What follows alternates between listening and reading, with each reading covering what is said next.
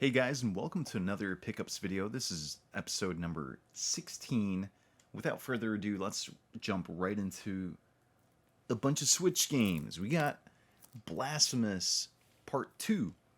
The first entry in the series was an action platformer with some Souls-like mechanics, and here's more of the same. It's garnered quite the fan base, so a lot of people were eagerly anticipating the release of Part 2. A very cool retro aesthetic here with some in a Spanish Gothic setting.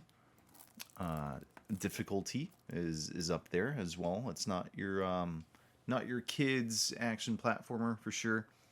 Published by Team 17. Big fan of those guys, and I'll have to check this one out at some point. Oh boy, moving out to also published by Team 17. If you want to get into a marital fight with your spouse or maybe end some friendships, play this game. Play this game because cooperation is key in a wacky physics-based moving company, right? You have to navigate around tight quarters with some big old pieces of furniture. This particular edition, I guess, includes the Fartastic 4 DLC. I've checked it out briefly. Those are just an extra 4 characters, I guess, that came with maybe the launch edition of the game. That's already redeemed, so too bad. But yeah, maybe the sequel has a little bit more gimmicky levels, which I'm not particularly a fan of, but I just had to get this to complete the Moving Out collection. A super rare release. We got Orbital Bullet. Very artistic looking roguelite run and gun game. Came with some cool stuff. Let's look at the cards together. You got just kind of the title card, Planet Ortham there, Karth, and just a lonely satellite floating in outer space. Of course, with all super rare releases, this one also came with a little manual, you know, just a few pages of some concept art and stuff like that. But very entertaining game. Obviously, the replay values there with the random generation of levels and such. We'll probably have my fun with this game. I already have. It's all right. It looked very arcadey and fun, so that's why I picked it up, and not disappointed so far. Double Dragon Gaiden, Rise of the Dragons. This is another retro-inspired beat-em-up in the long-running franchise of the Double Dragon series. I gave this game a couple shots, and it's good. It's good fun. I streamed it, and kind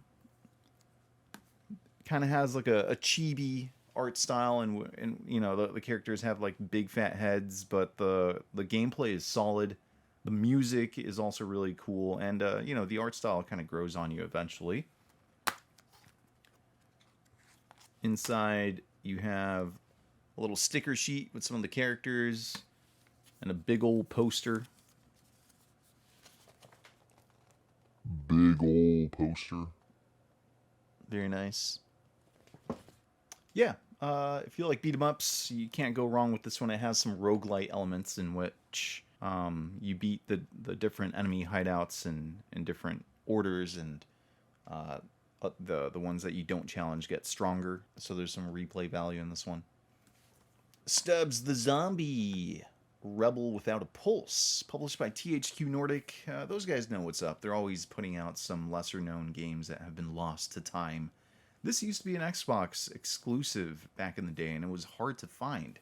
So when I heard that they were going to port it on over to the Switch, I really wanted to get myself a copy. I think there were some complaints about some game-breaking bugs or like glitches that really took away from the experience here, but hopefully they've been patched out by now. It just looks like a neat action, or like a neat adventure game, and you take control of the titular Stubbs here, which is that zombie on the cover. The cover alone just looks sweet. So I'm happy to finally add this game to my collection. Human Fall Flat, the Dream Collection. I think this is maybe the second release of Human Fall Flat physically on modern day consoles, but I'm not really sure what the difference is here. I'm assuming there's some DLC included. Just another one of those zany physics based puzzler games in which you take control of this little blob human and you try to accomplish some tasks. And I'm sure it's really fun in co-op. You can play with up to 2 people. So yeah, I'll check this out at some point. Those types of games are usually right up my alley. Let's check out the weird Ziploc bag containing some sticker sheets. We got the blobby human, a penguin, and a painter.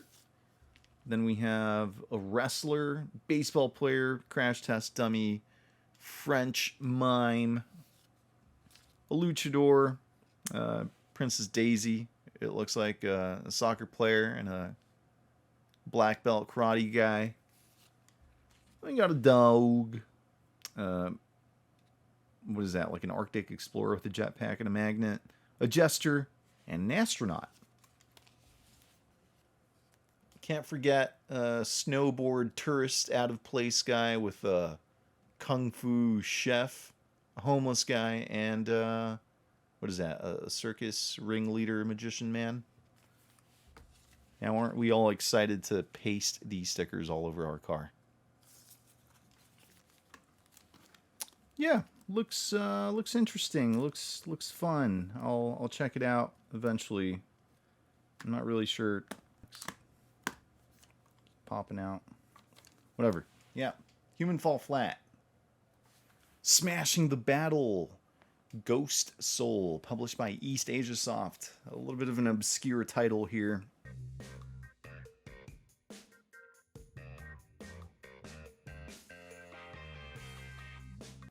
And kind of a lackluster one at that. I know nothing of this game series, but I saw it out in the interwebs and it was recommended by some freaks. Because this game is weird. This game is weird. But just a hack and slash arena style game. Nothing too crazy. Yes, the characters' high heels slamming on the metallic floors incessantly are quite annoying. Got a nice little manual inside. I was checking this game out last night to refresh my memory on how it was, and that's why the cartridge is not in there. But you got some, some waifu stuff going on. I'm typically averse to those waifu games and stuff, but they seem to get a lot of attention, and sometimes they end up being really good. So I don't know. It's a weird addition to the collection. Here it is. Power Slave Exhumed, a limited run release, and a boomer shooter, retro style. Well, it's a port of an old kind of like computer game, if I'm not mistaken, first person shooter. And I love boomer shooters, but this is one that kind of missed the mark for me. My brother was not incorrect in saying that it's just kind of like a giant bug killing simulator, because in at least the early stages of the game, that's all you're kind of doing, just wandering around archaeological dig sites in Egypt, and you're just killing scarabs. Every once in a while you get thrown a bone, like a little Anubis-like dog monster pharaoh guy. But yeah, it's I think its only saving grace is the retro aesthetics that this game has going for it. But other than that, it's not one to die for. Maybe I need to get further into the game to make it more interesting, but the early stages are a bit slow for me. Final Switch game, Steel Assault, another limited run release, and this is a game that I've beaten maybe a year or two ago now. It's an action platformer with some Bionic Commando mechanics in that you have a grappling hook to help you traverse the levels, and a lot of similarities with the Mega Man X series of games too. It has that similar aesthetic and gameplay feel. Very quick playthrough. I beat it in a single stream, so like an hour or a little bit less if you're good, and you can knock this one out relatively quickly. But I had the game digitally, and I just had to get myself a physical copy of a really enjoyable experience. So if you like those sorts of games, Mega Man Zero, uh, that sort of retro action platformer experience, you can't really go wrong with this one. It's a fun playthrough. We got a single PS1 pickup, and it's a recommendation by Churrasco Voltorb. So shout out to you. He described it as, an authentic boomer shooter because, yes, this is very retro. It's on PlayStation 1. There's games like Dusk that have come out during modern times that try and emulate the visual style of these games. And yeah, this is some World War II Nazi killing first person shooter with some antiquated controls, but they're not too terrible. You just got to use the analog thumbsticks to kind of look around in weird ways, but definitely a cool game from what I can tell. I've only just played the first level, but yeah, it's cool to play one of these authentic boomer shooters that are coming out nowadays as new releases. But this is the source material that inspired all those. So yeah, Medal of Honor Underground. We got a few PS3 games, and in my quest to collect all the God of War games, at least on the PS3, here's the 7th release in the franchise, God of War Ascension. It's supposed to be a prequel to the whole series. So here you have Kratos' origin story in a way. So if you want to have all God of War games on the PS3, this is a separate game you have to buy, because then later you can also get the Origins collection that has a couple games bundled on it, and then the God of War Saga, which I'm still looking out for. That one has the original trilogy plus Origins, but Origins is a downloadable code only, which is why you got to get the the separate release for that. But yeah, to this day, I've yet to play a God of War game, at least like extensively, and I know that might be sacrilegious to all you hardcore gamers out there, but I was mainly a spectator when it came to God of War, because I would watch my brother play it on the PS2 back when it was released there. So I lived vicariously through him and experienced Kratos' story that way. But I do recognize that there are awesome hack and slash games, quintessential games to add to your collection. Here's one of them. Fist of the North Star, Ken's Rage by Koei Tecmo. Something about this game is giving me some God Hand vibes. I may or may not be mistaken. Not really sure. Fist of the North Star is a long-running franchise, and there's quite a few of these PlayStation releases in the whole series, and saw this one and I had to pick it up because it looks neat. I think Fist of the North Star Lost Paradise is a great PS4 game to have, so maybe the earlier releases are also bangers.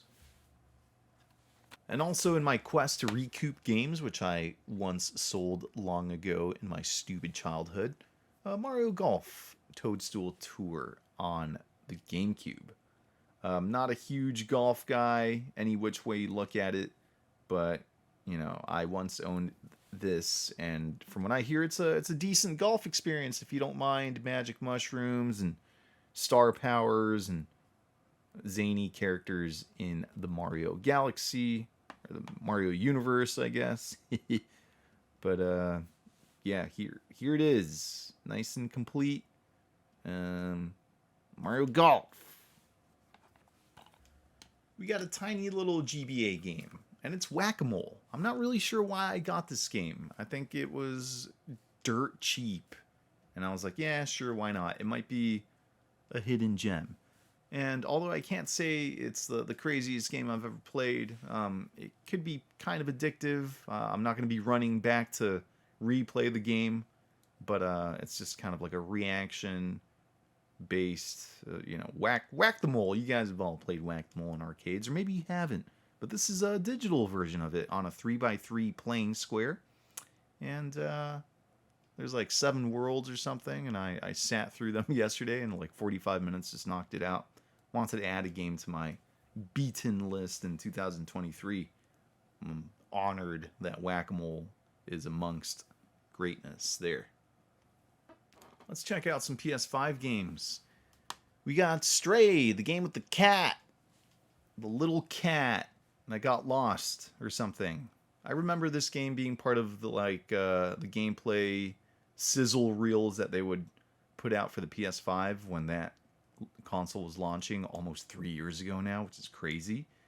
But yeah, I never thought this game would have a physical version of it. And I went to my GameStop and they were having a pretty awesome sale. And this is the first game that I picked up in that sale. But it was one of those like, buy 2, get another free. So I was like, why not? This looks like a neat game, just like a adventure game, and you're a cat. So I'll check this out at some point. It looks pretty neat. Day 1 edition of the Callisto Protocol. So not sure what the state of this game currently, but it was pretty much dead on arrival, no pun intended, because Dead Space was right around the corner from the release of this game, and we all know that Dead Space, at least the remaster on PS5, was the one that was going to take the cake for the Lost in Space survival horror type games. And I think the Callisto Protocol tried emulating some of that success. And from what I hear, it's a very visually stunning game, and it's super gory and it can be scary. So that might make for an interesting Halloweeny stream in the upcoming month of October. But yeah, if you want to pick between the two space survival horror games, this is not the game to choose. Instead, just go with Dead Space. But maybe they've improved this. I don't know. I'm kind of curious to see what all the negativity surrounding this game is. Another kind of sort of Halloween style game is Back 4 Blood, the spiritual successor to Left 4 Dead. In a way, that franchise is an old one, and it was kind of revived here with former developers of the same team. I don't know, something. But it's lots of fun. I have it here on PS5. I played it with my buddies and cross-play, so they were playing on their PCs. And you know me, I just had to have a physical release of this game, so it's been out for a while now. We only got a few rounds in, but yeah, it's fun. You take the role of a survivor, and there's different ones with different perks, guns, and appearances, and that sort of thing. And you just blast away at randomly.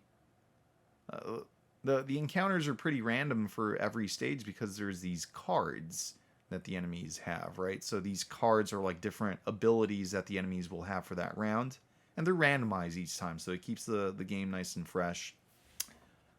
Definitely action-packed, and it can be pretty intense, reviving your fallen teammates in the heat of battle. But yeah, if you like shooting zombies, hordes of zombies, this is the game for you.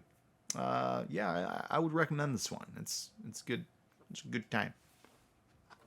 Finally on PS5, we got Armored Core 6 Fires of Rubicon, and this, ladies and gents, is my most pleasant surprise, I think, of the whole pickups video.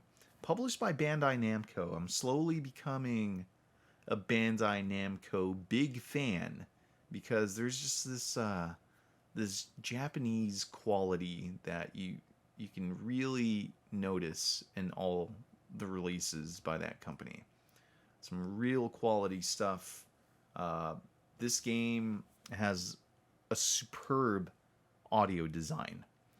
You take control of an armored core that you can fully customize, paint whichever color you want, dual wield weapons, or you just have full range of customization options for your mech.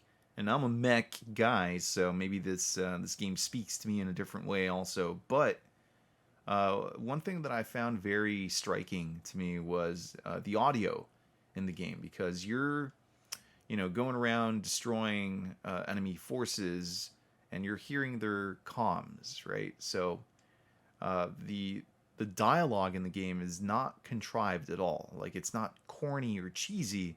You actually find these enemies relatable. They sound just like your average Joe trying to survive while you're destroying them, and it's actually kind of jarring and disturbing in a way, because it almost seems like they're their own main character and their own storyline, and here you are just single-handedly destroying their army, infiltrating their cities and stuff.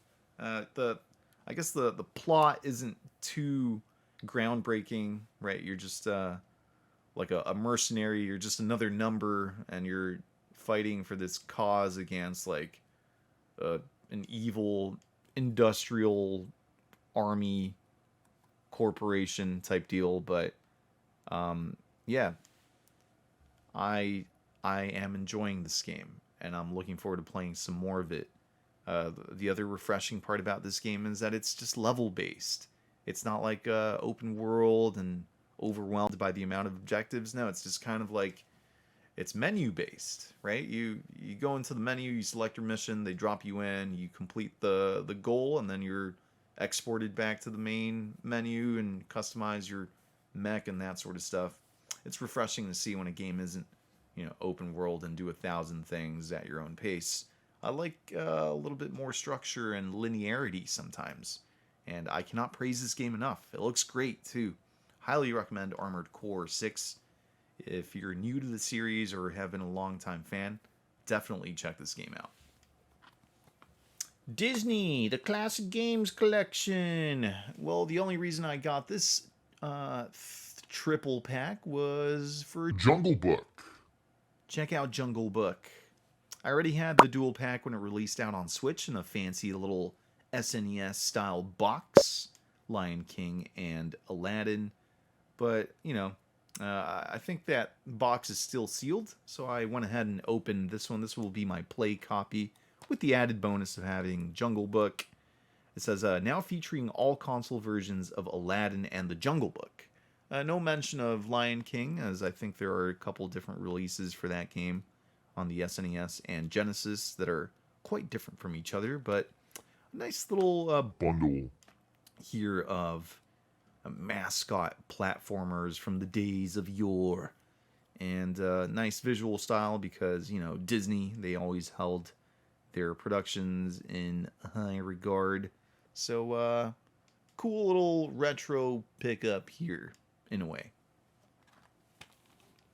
Oh boy, we got Knack. What was this? PlayStation's attempt at coming up with a new mascot for their brand when the PS4 just came out. This game was supposed to show off the processing power with all the different particle effects, and how like this big Knack monster is actually comprised of a bunch of tiny little parts that are all they're all swirling around the screen and stuff like that. So as you'll see in my other video, I picked up part 2, so now I have the full series of Knack. I can't recall which one of the two is the better game, because one is supposed to be actually somewhat enjoyable, and the other one might just suck. I'm not sure which one it is, but here's part 1. Kind of an essential pickup in my eyes. It's part of the PlayStation 4's history, I would say. So I needed to add this game to the collection and have both. Neo, The World Ends With You by Square Enix. This was another one of those GameStop sale pickups that I did. The original, The World Ends With You, came out on the DS, and it was a pretty unique action RPG of sorts, and I believe this is a straight-up sequel to that game. no sort of porting or anything like that. But I know there's a Switch version that's a little bit tougher to come across. So when I saw it on PS4, I was like, yeah, I really have no preference. I'll check this game out at some point in the future, I guess. It has its fans, but I don't think it's supposed to be anything too crazy. I finally got Assassin's Creed 4 Black Flag, which is sometimes considered to be one of the best, if not the best, Assassin's Creed game to have come out.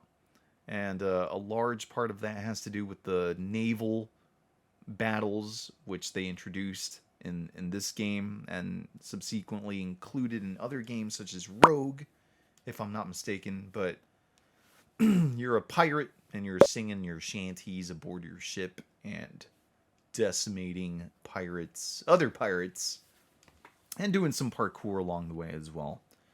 This game released back on the PS3, and then it had like a Wii U port. But I think the best way to enjoy it is most likely, Walmart, on the PS4.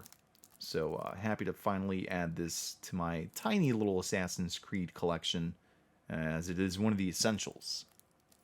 All right, 2 more games. We got Ace Combat 7, Skies Unknown.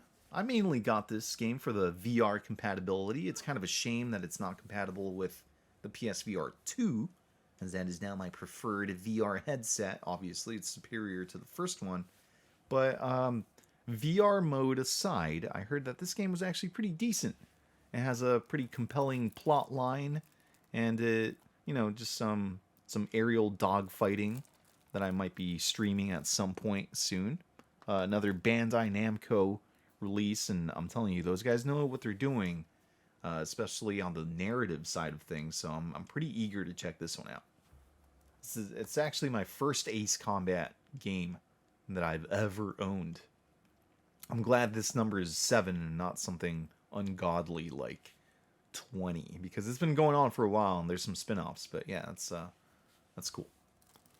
Finally, definitely not least, Alan Wake remastered on the PS4. I was surprised to see this get a Sony release, as it was an Xbox exclusive a long time ago.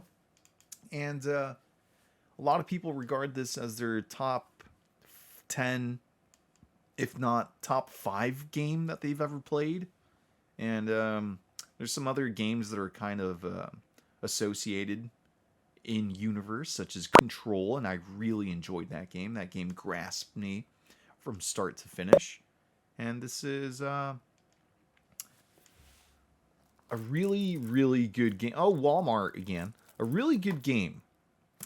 Since I don't own any Xbox stuff, I don't even have Games Pass, because, I don't know, I just like collecting games more than I like downloading them onto my computer. Really pumped to have this one. I need to check it out. I don't know if it's spooky. I think it's kind of spooky, right? We could play it in the October streams, but yeah!